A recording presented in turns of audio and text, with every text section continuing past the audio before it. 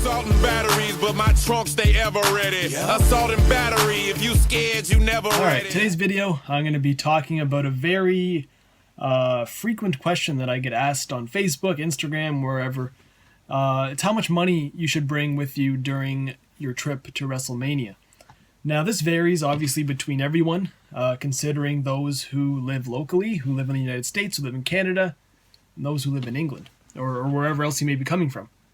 And it also depends on where you stay, how close you are to everything, how close everything is to you, because there's been times where WWE makes everything literally walking distance, and then there's other times where they really make you earn that place you want to go to. For WrestleMania 28 being a perfect example of that, where everything was not close to any, like the closest thing was probably Raw, the American Airlines Arena, I think that's what it's called. American Airlines, whatever it is. The Miami building was about a 10-minute walk, but everything else was about a 10-minute to 15 to 20-minute drive. Then you have New Orleans, where Access, WrestleMania, Raw, Hall of Fame was all within 10-minute walking distance. So it just varies on whatever you want. It also depends on how much you eat, how much you want to buy, how much you plan on doing that whole weekend.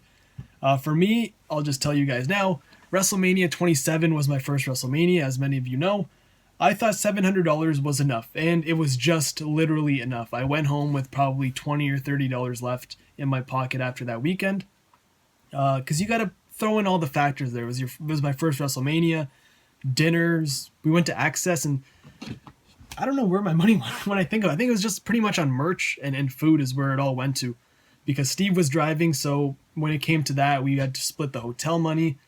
And $700 was literally just enough for everything when it came to me buying merch, when it came to me buying food. Because when you think about it, let's say you spend about $10 on about $20 to $30 on food a day. So that right there, you're looking at least $160 there just on food for that weekend. And then you factor in just like if you want to take cabs or if you want to buy merchandise, shirts are about $30 a piece. You buy 3 shirts, that's about $100 right there. So $700 goes pretty quick.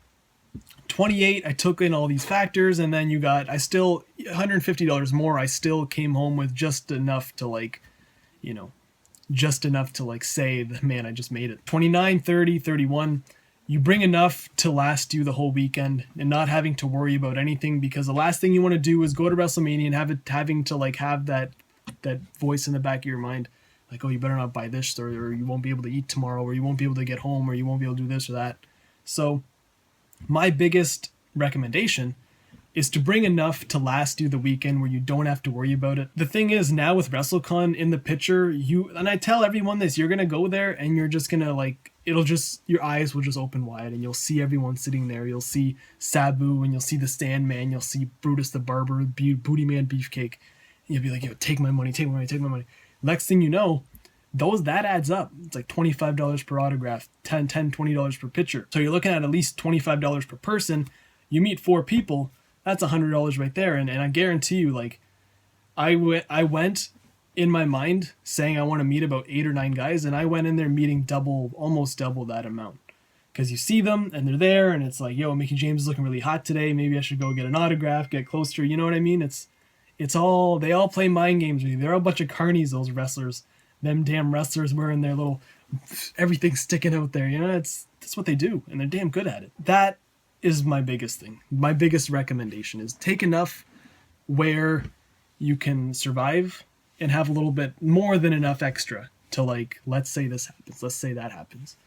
And, yeah, that's pretty much it. Just bring enough.